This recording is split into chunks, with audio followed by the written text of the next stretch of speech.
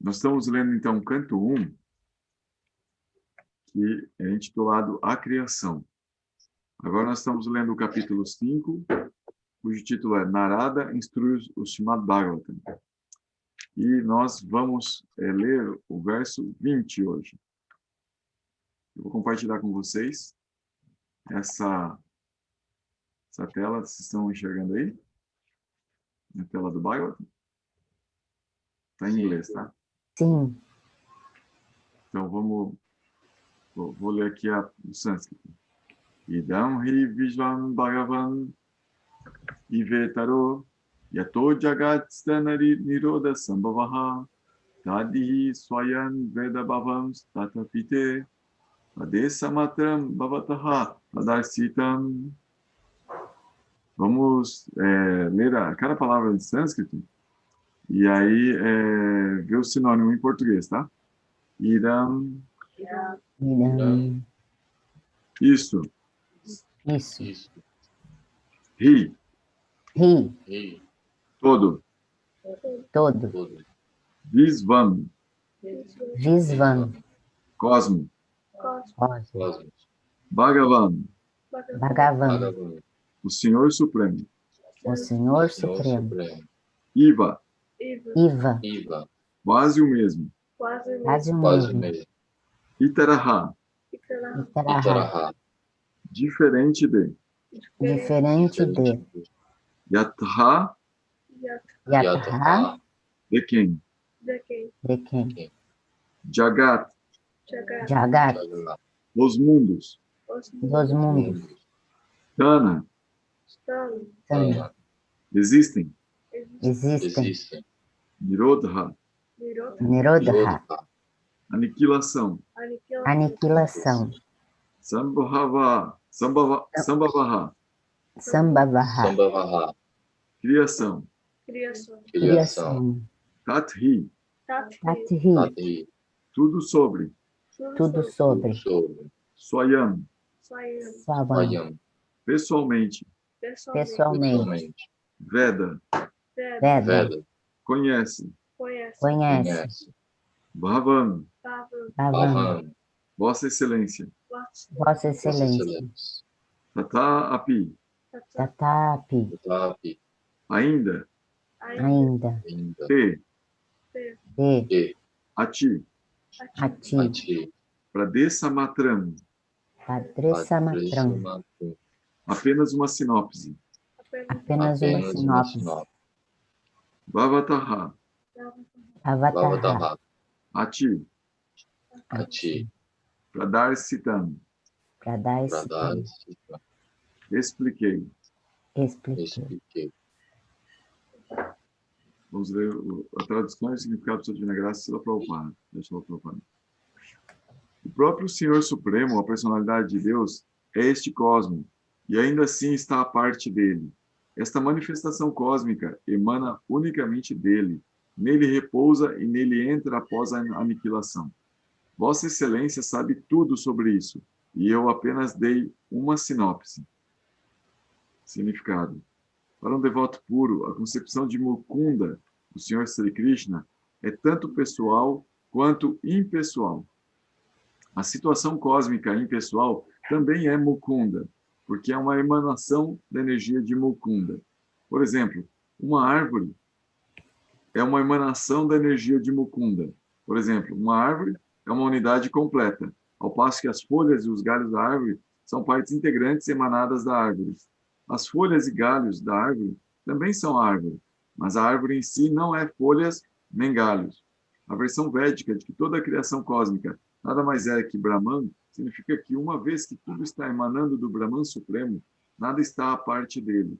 Analogamente, as partes integrantes, como as mãos e pernas, são chamadas de corpo, mas o corpo, como unidade completa, não é nem mãos, nem pernas. O Senhor é a forma transcendental de eternidade, conhecimento e beleza. E assim, a criação da energia do Senhor parece ser parcialmente eterna, plena de conhecimento e também de beleza. As almas condicionadas, cativadas sob a influência da energia externa Maya, Estão, portanto, emaranhadas na rede da natureza material. Elas aceitam isso como o todo de tudo, pois não têm informação do Senhor, que é a causa primordial. Tampouco têm informação de que as partes integrantes do corpo, estando separadas do corpo total, já não são a mesma mão ou a mesma perna que eram quando estavam unidas ao corpo. Analogamente, uma civilização agnóstica, desligada do transcendental serviço amoroso à suprema personalidade de Deus, é semelhante a uma perna ou mão amputadas. Tais partes integrantes podem parecer mãos e pernas, mas não têm serventia. O devoto do Senhor, Srila Vyasadeva, sabe muito bem disso. Ele é aconselhado adiante, por Srila Narada, a expandir a ideia para que as almas condicionadas e enredadas aprendam com ele a entender o Senhor Supremo como a causa primordial. Segundo a versão védica, o Senhor é por natureza plenamente poderoso, e assim suas energias supremas são sempre perfeitas e idênticas a ele. Os céus material e espiritual, bem como suas parafernálias, são emanações das energias interna e externa do Senhor. A energia externa é comparativamente inferior, enquanto a potência interna é superior. A energia superior é a força viva, e, portanto, ela é completamente idêntica. Mas a energia externa, sendo inerte, é apenas parcialmente idêntica. Ambas as energias, porém, não são iguais nem maiores que o Senhor, que é o gerador de todas as energias. Tais energias estão sempre sob seu controle, exatamente como a energia elétrica, por mais poderosa que seja, está sempre sob o controle do engenheiro. O ser humano e todos os outros seres vivos são produtos de suas energias internas. Desse modo, o ser vivo também é idêntico ao Senhor, mas ele nunca é igual ou superior à personalidade de Deus. O Senhor e os seres vivos são todas pessoas individuais. Com a ajuda das energias materiais, os seres vivos também estão criando alguma coisa, mas nenhuma de suas criações é igual ou superior às criações do Senhor. O ser humano pode criar um pequeno Sputnik de brinquedo e pode lançá-lo no espaço exterior. Mas isso não significa que ele pode criar um planeta como a Terra ou a Lua e fazê-los flutuar no ar, como o Senhor o faz. Os seres humanos com pobre fundo de conhecimento afirmam ser iguais ao Senhor. Eles jamais serão iguais ao Senhor. Isso nunca acontecerá. O ser humano, após alcançar a perfeição completa, pode atingir larga porcentagem das qualidades do Senhor, digamos até 78%, mas nunca é possível sobrepujar o Senhor ou igualar-se a ele. Apenas numa condição doentia, o ser tolo afirma ser igual ao Senhor, e assim torna-se desencaminhado pela energia ilusória. Os seres vivos desencaminhados, portanto, devem aceitar a supremacia do Senhor e concordar em prestar-lhe serviço amoroso. Para este fim é que eles foram criados. Sem isso, não pode haver nenhuma paz ou tranquilidade no mundo. Srila Vyasadeva é aconselhado por Srila Narada a expandir essa ideia no Bhagavatam. No Bhagavad Gita também se explica a mesma ideia, render-se completamente aos pés de lótus do Senhor. Esse é o único interesse do ser humano perfeito.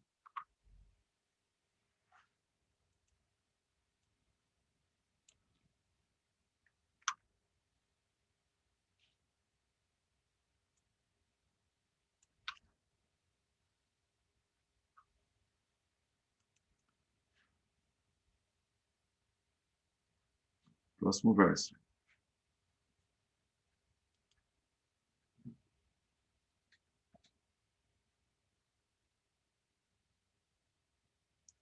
Verso 21. Vossa Excelência tem visão perfeita. Tu mesmo podes conhecer a super-alma, a personalidade de Deus, porque estás presente como a porção plenária do Senhor. Embora sejas não nascido, apareceste nessa terra para o bem-estar de todas as pessoas. Por favor, descreve, portanto, os passatempos transcendentais da suprema personalidade de Deus, Sri Krishna, o mais vividamente possível. Significado. Srila Vyasadeva é a porção plenária e encarnação dotada de poder da personalidade de Deus, Sri Krishna. Ele desceu por sua misericórdia, sem causa, para libertar as almas caídas no mundo material. As almas caídas e esquecidas estão afastadas do transcendental serviço amoroso ao Senhor. As entidades vivas são partes integrantes do Senhor, e elas são eternamente servos do Senhor. Todas as literaturas védicas, portanto, são postas em ordem sistemática para o benefício das almas caídas, e é dever das almas caídas aproveitarem-se de tais literaturas e livrar-se do cativeiro da existência material. Embora formalmente Srila Narada Rishi seja seu mestre espiritual, Srila Vyasadeva não depende absolutamente de um mestre espiritual, porque na essência ele é o mestre espiritual de todos os demais, mas porque está fazendo o trabalho de um acharya, ele nos ensina por sua própria conduta que devemos ter um mestre espiritual, mesmo que ele seja o próprio Deus. O Senhor Sri Krishna, o Senhor Sri Rama e o Senhor Sri Chaitanya Mahaprabhu, todas as encarnações do Supremo, aceitaram mestres espirituais formais, embora por suas naturezas transcendentais eles estivessem cientes de todo o conhecimento. A fim de orientar as pessoas em geral para os pés de lótus do Senhor Sri Krishna, ele mesmo, sob a encarnação de Vyasadeva, está delineando os passatempos transcendentais do Senhor.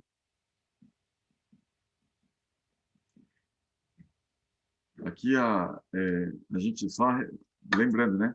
Esses versos são Vyasadeva se dirigindo a Narada Muni.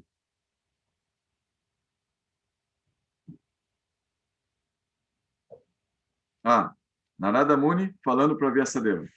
Desculpa.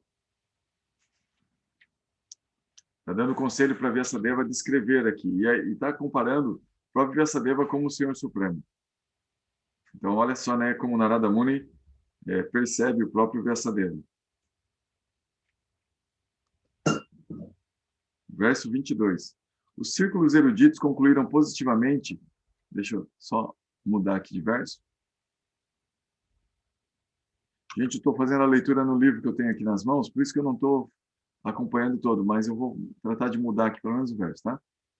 Os círculos eruditos concluíram positivamente que o propósito infalível do avanço de conhecimento, a saber, austeridades, estudo dos Vedas, sacrifício, canto de hinos e caridade, culmina nas descrições transcendentais do Senhor, que é definido em poesias selecionadas.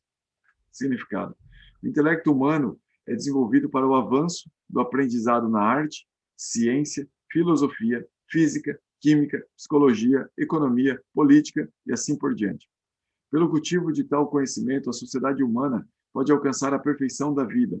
Essa perfeição da vida culmina em compreensão do Ser Supremo Vishnu. O Shruti, portanto, orienta que aqueles que são realmente avançados na aprendizagem devem aspirar ao serviço ao Senhor Vishnu. Desafortunadamente, as pessoas enamoradas da beleza externa de Vishnu Maya não entendem que a culminância da perfeição ou autorrealização depende de Vishnu. Vishnu Maya significa desfrute dos sentidos, que é transitório e miserável. Aqueles que estão enredados em Vishnu Maya utilizam o avanço no conhecimento para o desfrute dos sentidos. Sri Narada Muni explica que toda a parafernália do universo cósmico nada mais é que uma emanação do Senhor, a qual provém de suas diferentes energias, porque o Senhor põe em movimento, através de suas inconcebíveis energias, as ações e reações da manifestação criada. Elas vêm a existir devido à sua energia, repousam em sua energia e, após a aniquilação, fundem-se nele. Nada é, portanto, diferente dele, mas, ao mesmo tempo, o Senhor é sempre diferente delas. Quando o avanço de conhecimento é aplicado no serviço ao Senhor, todo o processo torna-se absoluto. A personalidade de Deus e seu nome transcendental, fama, glória, são todos não diferentes dele. Portanto, todos os sábios e devotos do Senhor recomendam que o tema da arte, ciência, filosofia, física, química, psicologia e todos os outros ramos de conhecimento devem ser completa e unicamente aplicados no serviço ao Senhor. Arte, literatura, poesia, pintura e demais atividades podem ser usadas para glorificar o Senhor. Os ficcionistas, poetas e literatos célebres estão geralmente ocupados em escrever tópicos sensuais. Mas se eles se voltam para o serviço ao Senhor, podem descrever os passatempos transcendentais do Senhor. Valmiki era um grande poeta, e de modo semelhante, Vyasadeva é um grande escritor, e ambos ocuparam-se absolutamente em delinear as atividades transcendentais do Senhor. E ao fazê-lo assim, tornaram-se imortais. De forma semelhante, a ciência e a filosofia também devem ser aplicadas no serviço ao Senhor. Não adianta apresentar teorias especulativas secas para o gozo dos sentidos. A filosofia e a ciência devem ser usadas para estabelecer a glória do Senhor. As pessoas avançadas estão ansiosas por entender a verdade absoluta por intermédio da ciência, e por isso um grande cientista deve esforçar-se por provar a existência do Senhor sobre bases científicas. Do mesmo modo, as especulações filosóficas devem ser utilizadas para estabelecer a verdade suprema como sensível e toda-poderosa. De modo similar, todos os outros ramos de conhecimento devem sempre ser ocupados no serviço ao Senhor. No Bhagavad Gita, também se afirma o mesmo. Todo conhecimento não empregado no serviço ao Senhor é apenas ignorância. A utilização verdadeira do conhecimento avançado é aquela que estabelece as glórias do Senhor, e esse é o seu significado correto. O conhecimento científico empregado no serviço ao Senhor e todas as atividades similares são realmente Hari Kirtana, ou glorificação do Senhor. Então aqui, Srila Prabhupada expande esse conceito do que é o Kirtana, Hari Kirtana, que Hari Kirtana seria cantar as glórias do Senhor Hari, do Senhor Supremo. E quando ele está dizendo que quando uma pessoa fala sobre política e direciona esse entendimento de política para uma percepção, uma concepção em que as pessoas entendam mais do Senhor Supremo, possam conversar sobre o Senhor Supremo, ou seja, em alguma forma, em algum aspecto, as pessoas entendam um pouquinho mais sobre Deus, nem que seja indiretamente, isso é Hari Kirtana. Quando a especulação filosófica, né, a filosofia, vai levando uma pessoa, logicamente, e se aproximando do conceito do Senhor Supremo, do Senhor pessoal, isso é Hari Kirtana. Mesmo que seja aos pouquinhos, gradual e indiretamente. Ou seja, todas as atividades humanas, elas podem ter uma conexão com o Senhor Supremo. Então, esse assim, é o grande desafio, a meu ver, assim, dos devotos nessa época que a gente vive. Porque a Srila Bhaktivinoda Thakur, que é um mestre espiritual do nosso Parampara, ele fez uma previsão. Ele disse assim que vai chegar o dia em que esse santo nome será cantado em cada aldeia e cidade do mundo. Em cada vilarejo, se vai ouvir falar de Krishna. Todo mundo vai cantar os santos nomes, de alguma forma ou outra. E quando acontecer isso, o planeta vai passar por um período de muita auspiciosidade. E o trabalho para chegar lá, ao meu ver, significa justamente dos devotos se engajarem em adaptar todo o conhecimento humano e todas as atividades humanas que hoje elas estão sob um paradigma demoníaco, um paradigma que pressupõe a independência completa do ser humano, e filosoficamente isso está culminando de que tudo é um produto da sorte, um produto do caos e um produto de encontros sexuais, e a evolução acontece simplesmente, não tem outro sentido, não tem sentido tudo que acontece.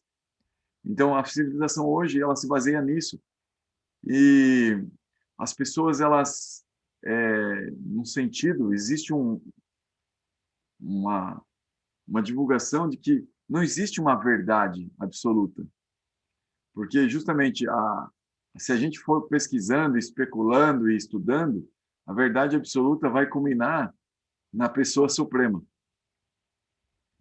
seja, que entender o ser supremo, a pessoa suprema, a gente entende tudo. É como que o conceito último de verdade absoluta é um conceito pessoal de Deus. É como a gente vai entender tudo através de entender uma pessoa. É mais ou menos assim que você começa a analisar a arte de alguém e você tem uma capacidade de análise tão profunda, você entende a psicologia da pessoa. Você entende o que ela pensa, o que ela sente, o que ela comeu, por que ela está agindo de determinada forma, porque você sabe assim, você olhando o externo dela, você conhece o interno dela. Porque você conhece o interno dela. Então, por isso que você consegue ler ela externamente e aí consegue remeter a esse lado interno. Então, o conceito último de verdade é a pessoa suprema. E todas as nossas atividades podem nos levar a esse entendimento. Tudo. O que parece ser material, mundano, pode nos levar a nos aproximar desse conceito. E os devotos, eles têm como que, eu sinto assim como um chamado de Srila Prabhupada, convidando seus discípulos, os devotos em geral, para que se apliquem nisso, se façam esforços para ajudar a que todas as atividades humanas tenham uma conexão com o Ser Supremo. Então, como é que faz isso? Primeiro, a pessoa tem que se preocupar em fazer uma prática pessoal de Bhakti. Algum anga de Bhakti, alguma prática de Bhakti, a pessoa fazer prática. Então, cantar os santos nomes, escutar as glórias do Senhor Supremo, por exemplo, aqui no Bhagavatam, Bhagavad Gita, Fazer serviço devocional ao Dan sagrado, a um guru, a um devoto, tudo isso são angas de Bhakti. A gente vai fazer vou pegar uma prática dessa e vou me praticar. Para quê? Para eu desenvolver o meu conhecimento da pessoa suprema. Eu preciso de uma realização. Eu não posso sair só repetindo igual um papagaio, apesar que repetir igual um papagaio é uma prática. Ela também é uma prática válida, também dá um efeito. Aliás, é a prática mais elevada que existe, repetir igual um papagaio. É a prática mais elevada. Só que, se eu não faço uma prática que tenha um retorno para mim, ou seja, quando eu estou repetindo como um papagaio, se eu não estiver preocupado com o meu próprio avanço espiritual, eu melhorar eu mesmo, eu crescer, eu me libertar dos meus anartas e chegar nesse conhecimento mais profundo do Senhor Supremo, eu não vou conseguir repetir como papagaio durante muito tempo. Eu vou ficar um tempo fazendo isso, como uma imitação, né, como um papagaio mesmo. Só que com o tempo, pela falta de satisfação, eu vou buscar satisfação em outros lugares. Então eu preciso me esforçar para o meu crescimento interno, para que essa satisfação, né, nesse processo, nessa prática, venha cada vez maior. Então essa satisfação, ela só vai acontecer assim de uma forma que a gente quer mesmo, que a gente precisa, quando a gente chegar na etapa de Ruti. Até lá, é claro que a gente vai crescendo em níveis de satisfação, mas ainda está tão distante do que a gente realmente quer que o gosto pelas coisas inferiores vai permanecer na gente ainda. E se a gente não der duro, os anartas, que é justamente esse gosto pelas coisas inferiores, vão ficar. Então a gente precisa estar cuidando de minimizar esses anartas para crescer. E aí, diante desse trabalho interno, que olha só, esse trabalho interno é uma coisa que você faz, japa, escutar o Bhagavatam, fazer serviço ao Senhor Supremo. O que isso tem a ver com política? O que isso tem a ver com poesia? O que isso tem a ver com escrever um romance? O que isso tem a ver é, com pesquisas científicas? O que isso tem a ver com especulação filosófica? Economia? O que isso tem a ver? Então, justamente, aí o devoto ele tem o desafio de fazer sua prática e ainda prestar atenção no mundo. E ainda se envolver com o mundo com responsabilidade. Fazer avanços mundanos. Pô, mas parece que é dobro o trabalho. Pois é. Os devotos dessa época que a gente vive agora, eles têm dobro o trabalho. Tem o trabalho de se aprimorar espiritualmente e ainda se envolver materialmente.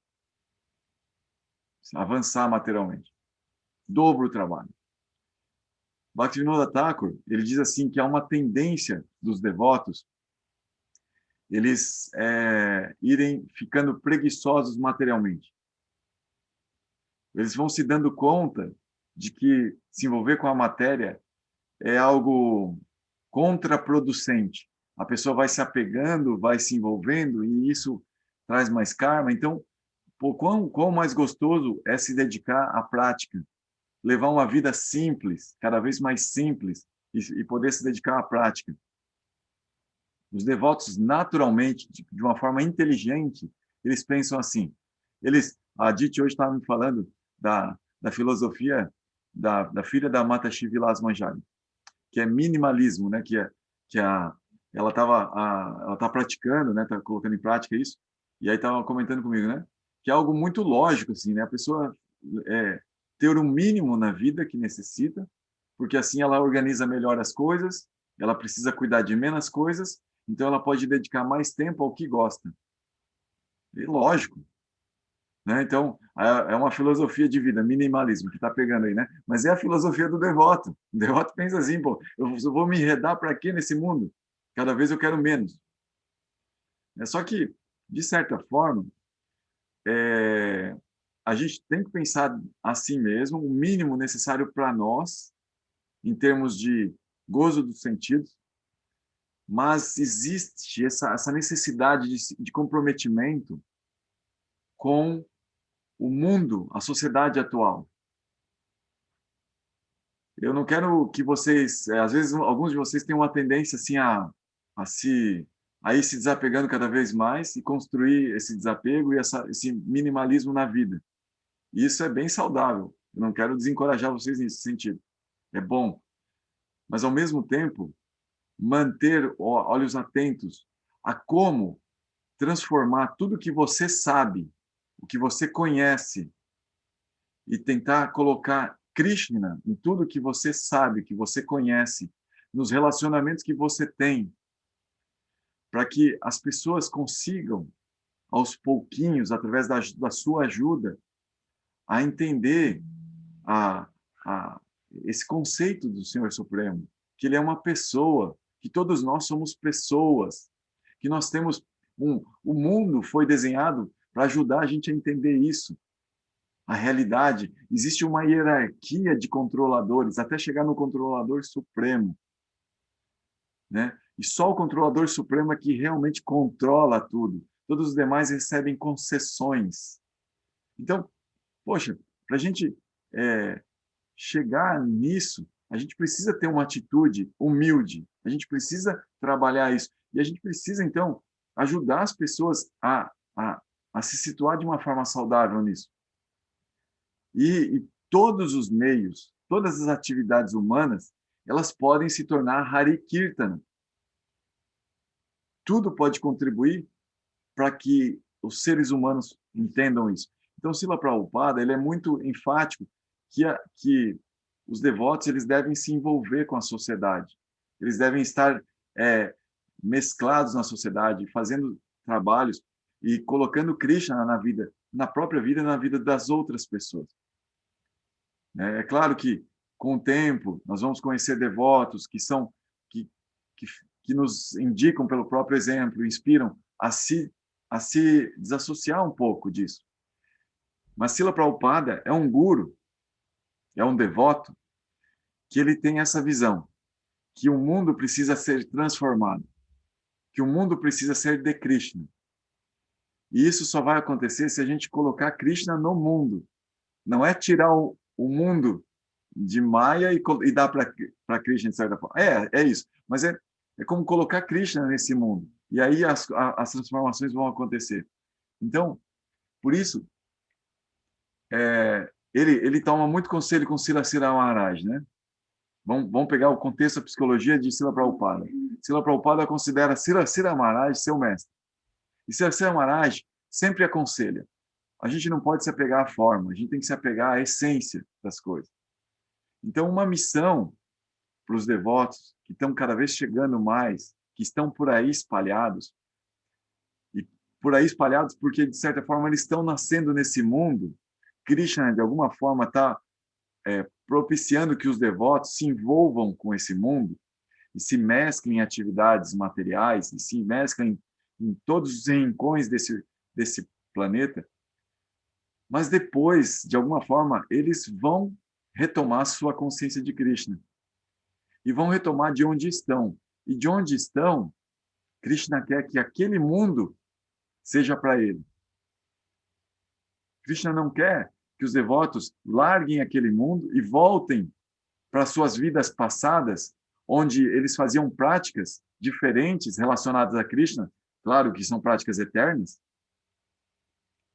retomem os costumes, a forma das vidas passadas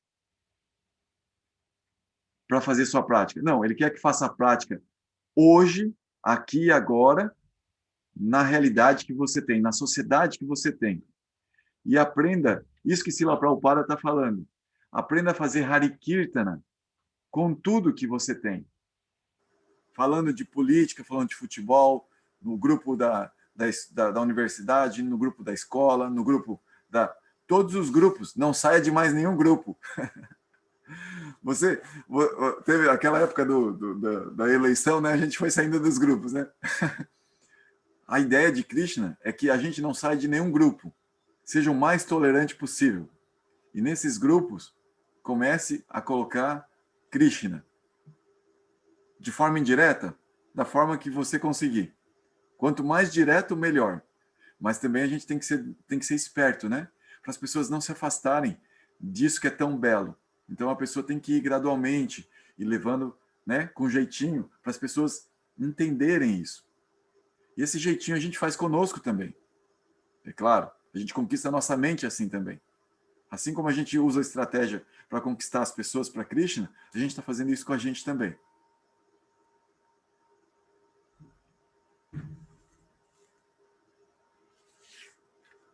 Vocês têm algum comentário? Gostariam de falar alguma coisa?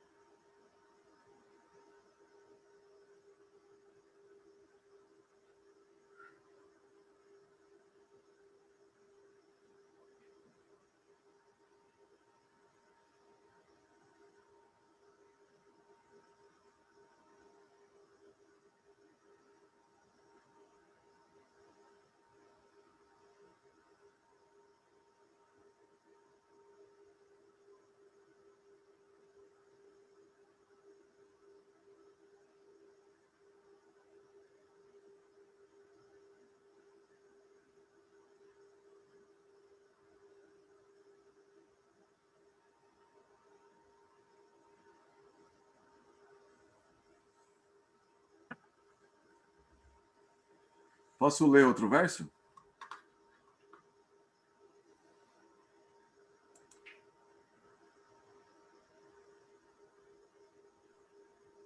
O Gora, eu tenho assim, uma questão, mas que eu não consigo elaborar da forma como eu gostaria, assim, com mais clareza. Mas esse verso 21, começou pelo verso 21, né? Sim. 20. Ele fala, oi? Verso 20. Verso 20, né? Então, é o verso 20 e o verso 21. Posso reler só os versos bem rapidinho? Sim, por favor. Então, o verso 20. O próprio Senhor Supremo, a personalidade de Deus, é este cosmos e ainda assim está à parte dele. Esta manifestação cósmica emanou unicamente dele e descansa nele, e nele entra após a aniquilação. Você sabe tudo sobre isso e eu apenas te dei uma sinopse. Aí o 21, você tem uma visão perfeita, você mesmo pode conhecer a super-alma, a personalidade de Deus, e você está presente como uma porção plenária do Senhor, embora não tenha nascimento, você apareceu nessa terra para o bem-estar de todas as pessoas. Portanto, por favor, descreva mais vividamente os passatempos transcendentais da super-alma, personalidade de Deus, Shri Krishna. E aí depois, nos comentários do Prabhupada, me chamou a atenção que em algum momento ele ainda fala dos agnósticos, né? Dos agnósticos. E eu vejo que, assim, o agnosticismo, não sei se fala assim, ele ganha muita força, né? Inclusive hoje, por ramificações de abordagens espiritualistas, a internet, né? É uma profusão disso aí. E eu estava num grupo, um outro grupo que eu participo foi ontem, e aí começaram discussões nesse sentido, né? E, e aí, assim, como comecei a perceber como hoje tem uma certa confusão, né, sobre o que é Deus, o que é o divino, até onde vai, como que se manifesta, se está dentro, se está fora, se nós nos transformamos nele, se há uma fusão ou se há uma comunhão. E a conversa, ela encaminhou, assim, para uma confusão geral, eu fiquei só observando, né? Eu não contribuí. Eu pensei, nossa, nesse momento, se eu começar a falar sobre Vedas, eu vou aumentar a confusão, não vou ajudar em nada, mas eu fiquei bastante surpreso, assim, pessoas muito inteligentes e que têm aí uma caminhada espiritual religiosa de longa data, têm uma dificuldade tremenda de elaborar, assim, sabe, esses aspectos que estão colocados aqui no verso 20, né? O próprio Senhor Supremo, a personalidade de Deus, é cosmos e ainda assim é a parte dele. Então, por exemplo, pega na teosofia, o conceito de Deus é um logos. E no entendimento nosso aqui seria Brahma, né? Então, não tem mais nada além do que Brahma, né? Os gregos também conceituaram um conceito de logos, mas aí que seria infinito, entendeu? E aí chegou num ponto que estava numa discussão dessa que estava todo mundo tendo também uma percepção de que se funde, né? Que no final você acaba sendo Deus, você se fundiu, né? E aqui mais na frente o Prabhupada fala, né? Olha, você vai ser aí 78% no máximo, né? Dessas opulências e tal. Então, ao mesmo tempo que eu percebo, né? Ali no comentário, você tava do seu comentário, né? Que Deus, como um conceito geral, se espalha, né? Pelo mundo, por cada esquina, por que não? Mas um entendimento um pouco mais, eu não digo preciso, mas um pouco mais raciocinado do que é isso, me parece assim que a confusão só vai aumentando, sabe? Só vai aumentando. Que talvez a gente tenha deixado muito de lado assim, o valor das grandes tradições religiosas, porque elas trazem assim um bom manual, né? Um manual aferido, assim, né? Com critério. E o agnosticismo, que parece que dá uma liberdade maior para a pessoa, né? Porque ela não está comprometida com com uma tradição ou com outra. Cara, pô, eu tô começando a ver que isso pode gerar uma confusão na cabeça da pessoa, ela se tornar assim, uma pessoa muito religiosa, espiritualizada, mas do jeito que ela quer, assim, sabe? Eu fiquei um pouquinho chocado assim com essa discussão que eu vi ontem, sabe? Cada um puxou para um lado e não tinha consenso. E no final assim, ó, para porque senão daqui a pouco vocês vão brigar, sabe? Sim. É uma pena, né? E no Bhagavad Gita, Krishna diz: eu sou a verdade conclusiva, né? Entre os filósofos, eu sou a verdade conclusiva. Então, quando você tá discutindo filosoficamente e, e não chega a uma conclusão, um consenso, que é uma conclusão, isso não encontrou Krishna ainda na conversa. Então, uma tendência dessas pessoas é perder o rumo. Elas não vão encontrar Krishna. Então, porque justamente não quer, né? A pessoa não quer. Ela quer, e aí existem filosofias assim que você dá volta e mais volta, daí volta no origem. Nossa, a argumentação é incrível, assim. Os indianos, eles são muito analíticos, né, como cultura, matemática e tal. Então, você pega a Chaitanya Mahaprabhu, a história dele há 500 anos atrás, ele nasceu numa cidade em que era conhecida pelos filósofos que tinham na cidade.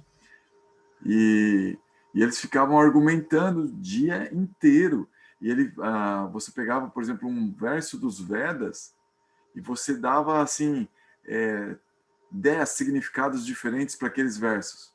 Você podia interpretar de 10 formas diferentes.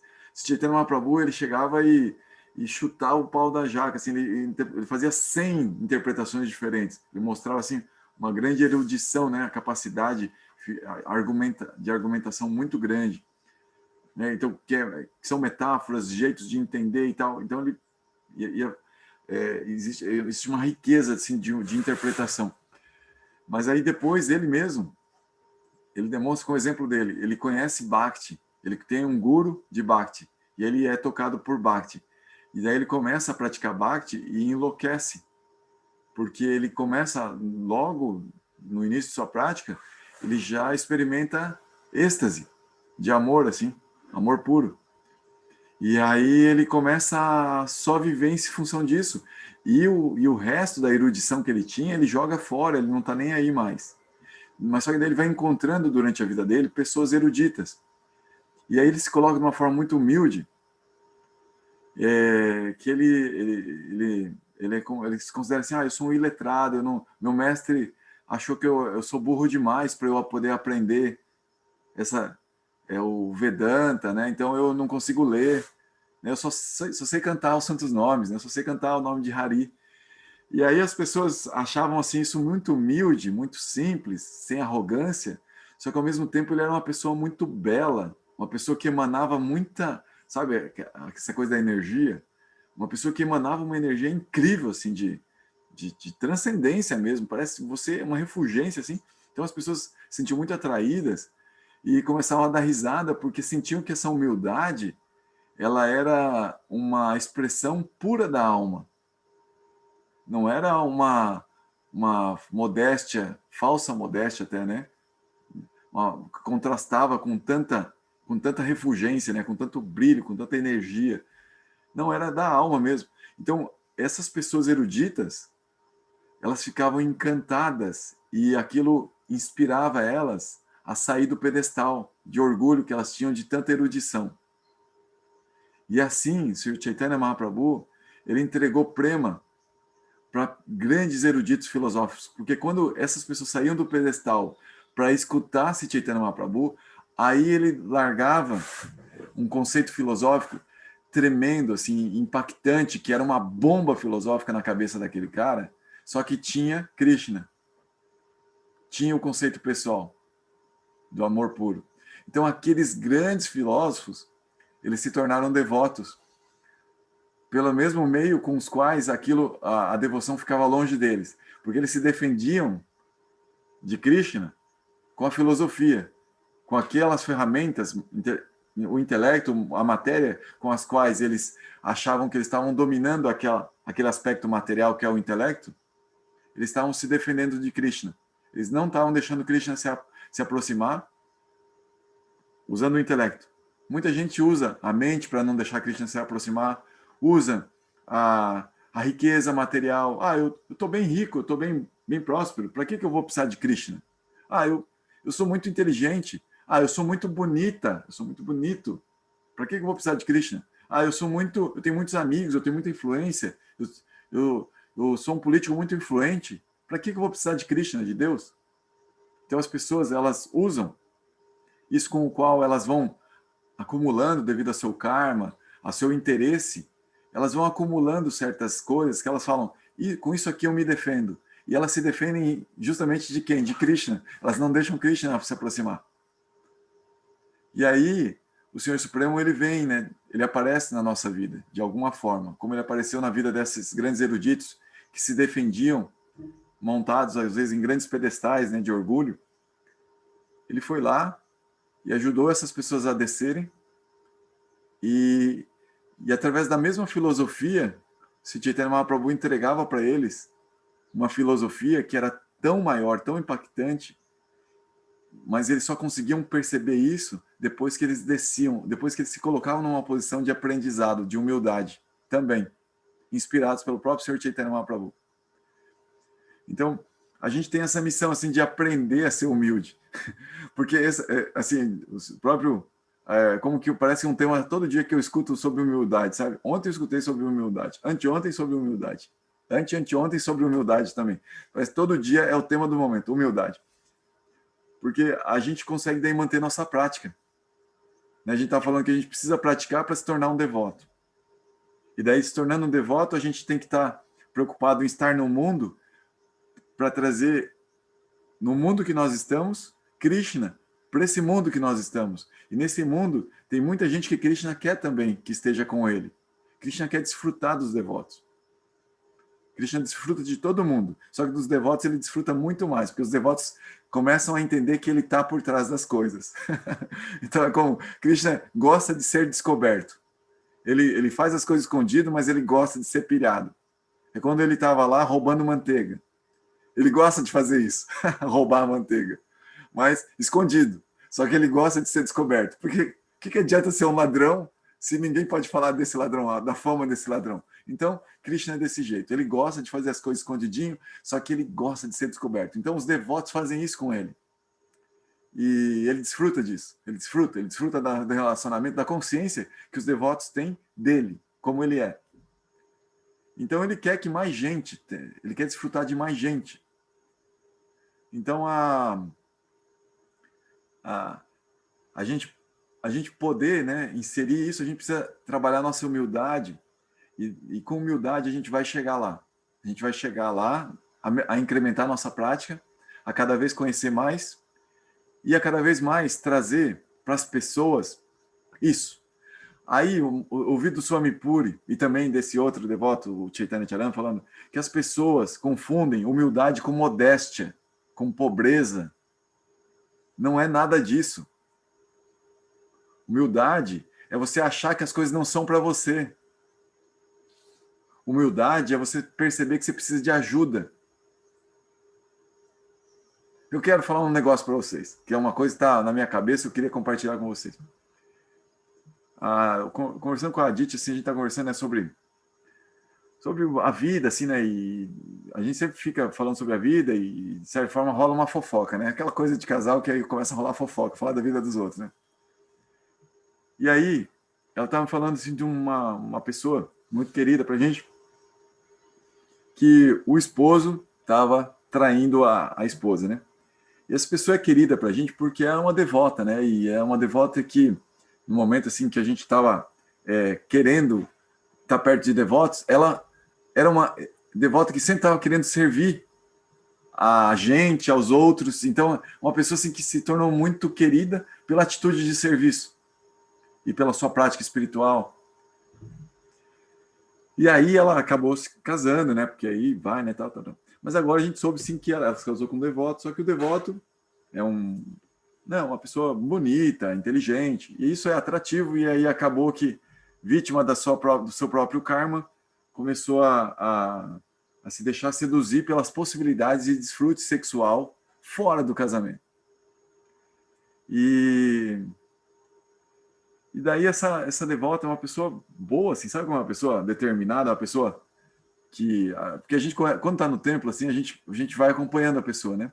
Daí você vai vendo, a pessoa está ali um tempão, está fazendo uma prática que é determinada, é uma prática de, né? Tem que trabalhar o ego, tem que trabalhar várias questões. Ou seja, ela passou por tudo aquilo, a gente foi vendo, né? Ela passando por aquilo com carinho, fazendo as coisas, tentando crescer, relacionamento com o mestre, né? Protegida, assim. E aí, parece que dá a impressão, assim, eu me sinto assim, né? Como se você entrega sua filha, né? Você vê aquela devota que você está convivendo, você está querendo cuidar, você está querendo que ela seja feliz, aí você parece que se entrega para um cara cuidar, né? Para um esposo. Eu me senti assim, né? Porque daí depois eu ouvi meu mestre, porque ela é minha irmã, estou dando muitos detalhes, mas é justamente para tentar chegar no ponto que eu queria passar para vocês. Chega o meu mestre, né? Eu vi um comentário do meu mestre assim, sobre isso, sobre a atitude. Meu mestre ficou muito bravo com o marido, né? Porque ele sabe como é essa devota, né?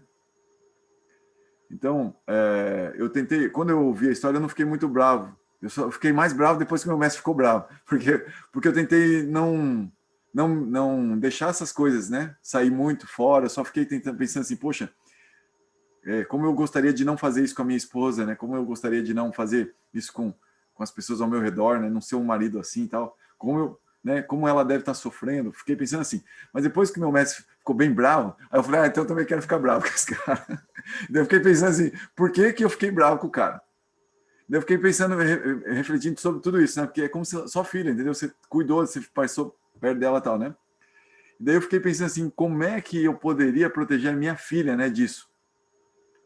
E daí, parece que veio tudo assim, o conselho que eu ouvia, como é que eu posso proteger minha filha, é que minha filha tenha humildade. Para minha filha se proteger, ela precisa ter humildade. Se eu estou falando humildade, é para os homens, é para as mulheres, é para todo mundo, para nós todos sermos humildes. Mas uma mulher, ela precisa ter humildade no sentido de que ela precisa sempre estar sob proteção. Num caso desse agora, o cara, eu fui confiando que o cara é meu marido e pode me proteger. Né? Vai me cuidar, vai cuidar da minha família, vai ser uma boa pessoa. Não foi assim, eu preciso de ajuda ainda, eu preciso estar protegida. Quem vai me proteger? Aí tem o mestre, o Goura está a fim de fazer alguma coisa, o meu pai, tem um monte de gente que quer me proteger. Então, eu posso contar com essas proteções e me apegar a elas, e eu vou continuar levando uma vida feliz, e eles vão me cuidar. Mas se a pessoa quiser ser independente, quiser dar jeito por conta, tal, ela vai se afastar dessas pessoas todas que ficam preocupadas, que ficam com raiva às vezes, porque aí demonstram expressões pessoais, né, relacionadas à situação, e dá conta sozinha. Se monta no intelecto, se monta na beleza, se monta na riqueza, se monta em qualquer situação que materialmente consegue proteger. Então, todos nós somos como mulheres que necessitam proteção. Nós precisamos ter humildade, nós precisamos proteção. Nós precisamos estar refugiados. Então, todas as situações da vida, a gente consegue superar facilmente se a gente tem proteção, por pior que seja a situação.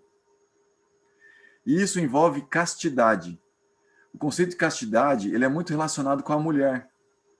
Não é só a mulher, é para o homem também.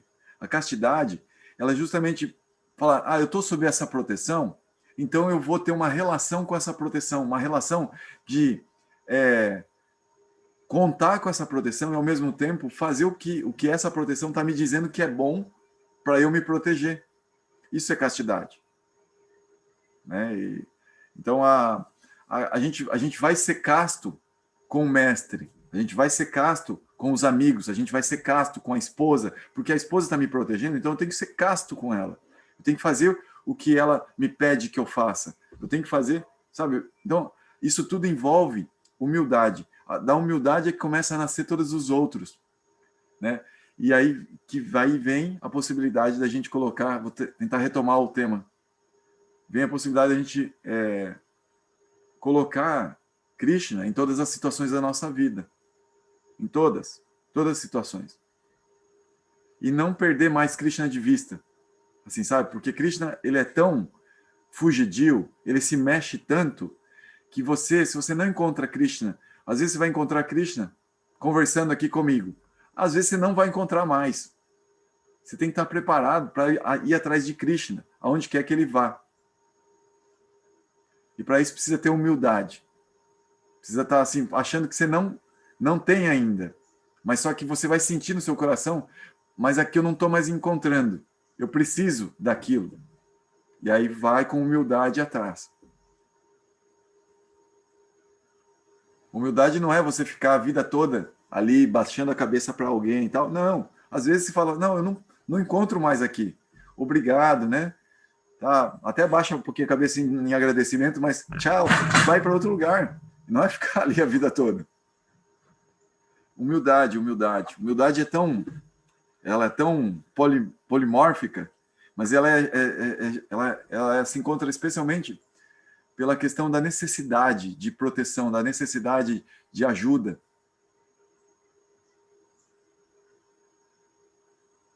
E aí a pessoa tem tudo. Tudo vai chegar pela humildade.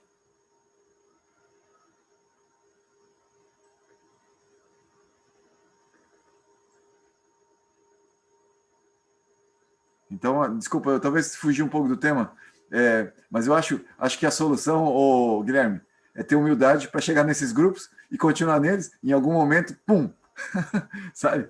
E as pessoas vão perceber que você está ali para ajudar, que você está ali, não é para você mesmo, não é pelo seu ego, você está ali para ajudar, né? E você já está sendo ajudado, você está buscando ajuda, né? Então, aí, só que daí você, às vezes, vai colocar as coisas num ponto, numa veemência, e as pessoas vão sentir que, poxa, esse cara, ele está nos conquistando, ele está ganhando de todos nós, e alguém vai querer...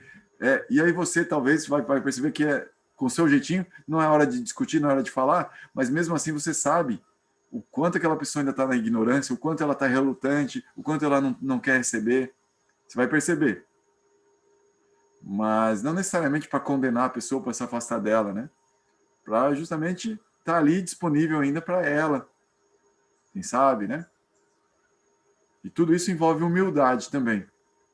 Né? Que eu não sou maior que ele, eu não preciso rejeitar, né? Eu estou ali para ajudar e ajudar em... Por quê? Porque o Senhor Supremo quer todo mundo. O Senhor Supremo, ele quer que a gente pratique Hare Kirtana.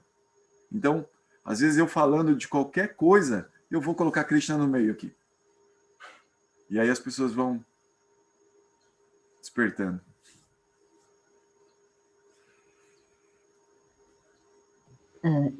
Isso é uma coisa difícil, né? Às vezes, porque eu tenho o grupo da família, né?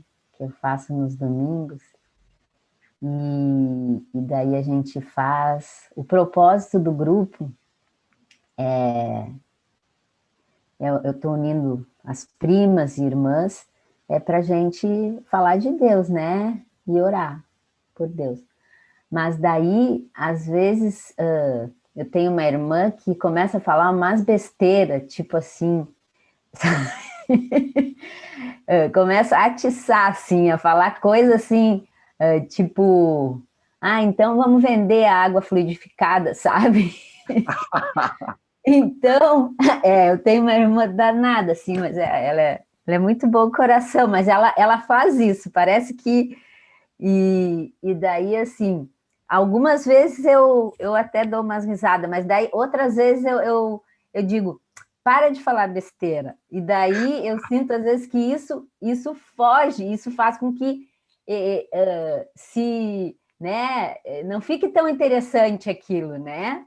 Então, por isso que eu digo, assim, é bem difícil, né? É bem difícil essa coisa, né? Da gente tem que estar sempre refletindo. Agora tu falou, eu não posso ficar,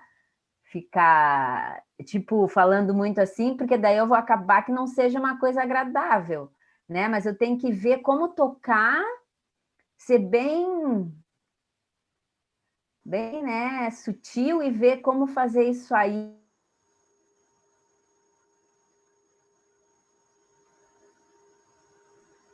E assim, né, vender água fluidificada é um empreendimento que já nasce morto, né? Porque ninguém vai comprar, né?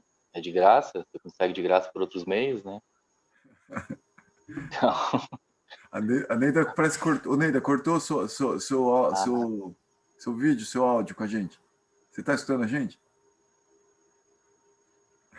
eu acho que ela travou. Travou, né? Que ela era mais...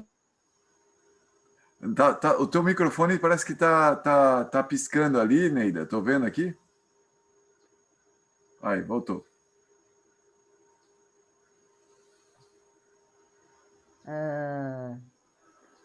Pois então, ela sabe disso, eu acho. Ela sempre quer dar uma fincada assim para ver, sabe? Para ver, ela vai se irritar. Essa é a tua treinadora, né? Ela é a tua treinadora, Essa né, é minha Neida? treinadora, ela é Tua minha coach. treinadora. Ela gosta sempre, ela que sempre me vê. Eu quero ver se ela é tão calminha assim. Engraçado, Neida. A minha mãe tem uma irmã que é a mesma coisa. A minha mãe é assim, uma pessoa muito tranquila, muito humilde, inclusive nesse sentido aí que o Gora tá nos convidando, e muito simples, assim. A irmã dela é pá virada, assim. A irmã dela é uma pessoa inteligentíssima, né? Então ela fica ela fica incomodando a minha mãe a vida inteira, assim, desde que elas, desde que elas nasceram. Mas a minha mãe aprendeu a ficar quieta, assim, ela silencia, sabe? E eu aprendi isso vendo essa relação das duas, né?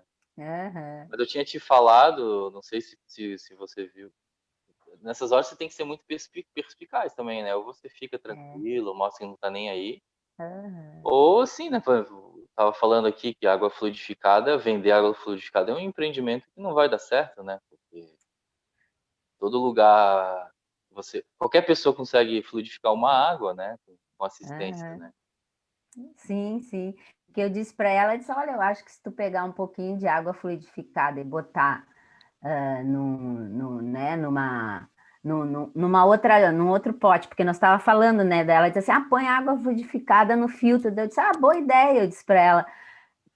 Daí, daí ela fica bem. Eu disse, isso mesmo. Daí eu disse assim para ela, e daí tu pode pegar essa água fluidificada né, se tu encher em outras garrafinhas, tu pode dar para as pessoas que te pedirem por aí na rua, que daí vai ser bem bacana. Eu disse para ela. Daí ela disse, daí eu posso fazer um pouco assim e um pouco para vender. Ela pegou... Ela é danada, sabe?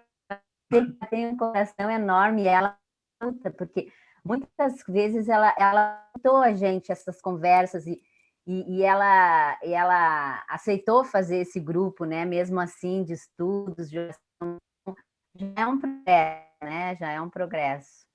Mas eu tenho que aprender a lidar com tudo isso, né? A gente tem que aprender a lidar. Ser bem... Eu não sei...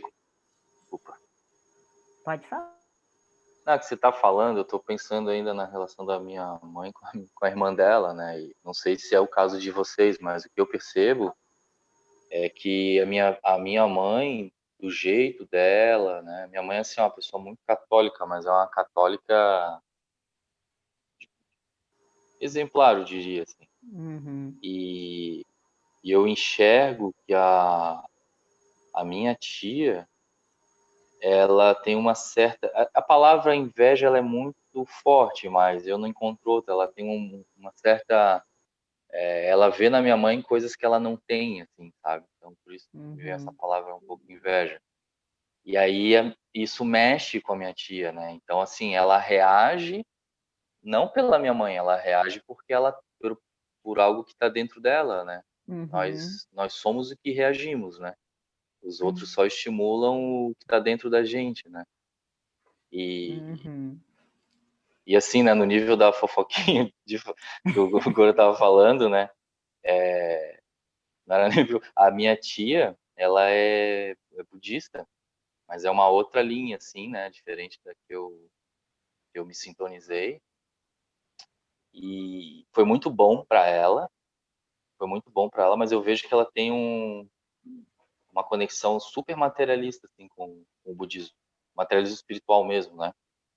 E eu achei muito estranho isso por muito tempo, né? Porque é uma contradição tremenda.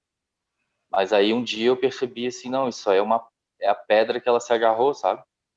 É a pedra que ela se agarrou. Então, realmente, qualquer pedra que ela se agarrasse nessa queda que ela toma, assim, meio espiritual, naturalmente ela vai ter uma conexão mais irada, irritada, mais materialista mesmo, né? Mas no final até isso foi muito bom para ela, né? Porque ela começou a conviver com outros budistas, tal, mas ela sempre tem uma pegada um pouco de materialismo espiritual com a tradição, mas mesmo assim, o que eu lembrei desse caso que você contou isso, assim, que eu acho que no Uhum. fundo a minha mãe tem qualidades que a minha tia gostaria de ter. Uhum. Mas é isso. Obrigado por compartilhar Obrigada. a tua história familiar e desculpa se eu me intrometi muito aí na... Não, eu agradeço, agradeço. É sempre bom a gente fazer essas trocas. Obrigada. Esse pensamento, Neida, de assim, ver o jeito, né, de pensar e tal, de levar, esse é o pensamento do pregador. Então, quando a pessoa começa a ter Krishna na vida e começa a, a falar, puxa, como eu podia passar isso para as pessoas, tal. Isso é o que Srila Prabhupada está falando aqui de Hari Kirtana. Isso é Hari Kirtana, você buscar meios para levar aquele conceito de Deus pessoal para as pessoas através de um grupo familiar, através de um estudo do Evangelho segundo o Espiritismo. Você entende assim? Você tem aquele meio, você tem aquelas ferramentas, e daí você está entregando o conceito mais profundo, né? Mas está fazendo uma conexão, né? Às vezes os devotos, eles fazem reuniões e eles não falam nada, a não ser dar prachada depois. Ah, não, deixa que isso aqui é a minha parte. Esse é o Hari Kirtana do devoto, é levar a prachada, para o pessoal tomar a prachada. Então, assim, né? E assim é. O pregador, ele vai como que pensando, né? Vai pensando como. Então, essa meditação de como ajuda a desenvolver uma inteligência conectada ao Senhor Supremo, ao Kirtana. E isso é muito caridoso, isso é muito bonito, porque a inteligência é como eu me dou bem. Esse é o lema da inteligência. Só que daí é como eu me dou bem ajudando os outros a se darem bem. Então, é uma inteligência que vai arrumando a transcendência. Então, todo esse estudo que a gente faz, né, é para a gente ir agregando filosoficamente, entendendo o Senhor Supremo. Pô, isso que o Guilherme falou, né? Olha, esse trecho aqui, como o Senhor Supremo está aqui, né, Narada Muni está falando sobre o Senhor Supremo, que ele é igual ao cosmos e ao mesmo tempo é diferente, é independente do cosmos. Pô, como que é isso, né? Aí Srila Prabhupada no significado fala, né, que todos nós somos iguais. Ele vai dando a gradação das energias, né? Energia interna, energia externa, energia intermediária, né? Como que você percebe que a energia externa é diferente? Então, todos esses conceitos filosóficos, você vai digerindo eles, isso vai ficando cada vez mais lógico, cada vez mais claro. Então, sem querer, como a base da fé ela está se montando com percepções e entendimentos intelectuais, inclusive, interessantes, cada vez mais vai ficando fácil de você levar alguns desses conceitos, algumas dessas percepções, de uma forma muito simples, de uma forma que você está realizando, de uma forma diferente, que aquela pessoa consiga entender também. E é isso que os devotos vão fazendo na sucessão discipular. É esse o convite que Srila Prabhupada faz. Que nós, que estamos recebendo essa herança dele, né, que ele deixou aqui no Bhagavatam, que ele compilou, que a gente passe isso adiante. E a gente vai passar diferente dele. Segundo os nossos contextos, segundo a nossa realidade, segundo a nossa política, segundo a nossa economia, segundo a nossa cultura brasileira. Entendeu? Vai ser o nosso jeito. Então a gente precisa aprender a realizar, né, isso dentro de nós, através da nossa prática, para depois ver o nosso jeito de passar isso para as pessoas. Não largar o nosso mundo para ir até o mundo de Krishna. Tem que trazer Krishna para o nosso mundo. Krishna quer isso. Quanto mais, melhor. E aí, às vezes, as pessoas pensam isso, né? Que precisa se tornar um Hare Krishna, que precisa se tornar, né? E aí, na verdade, quando a gente está fazendo isso, a gente está tentando resgatar vidas passadas que a gente teve contato com isso. Não, não é. É agora, é aqui e agora. Tem que ser devoto de Krishna no aqui e agora.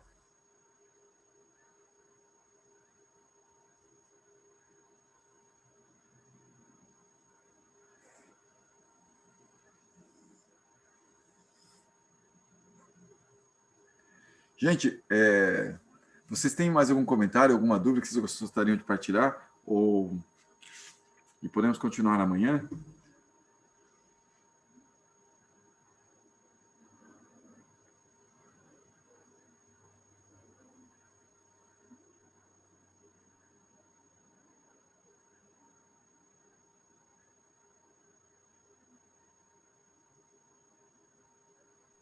Ok.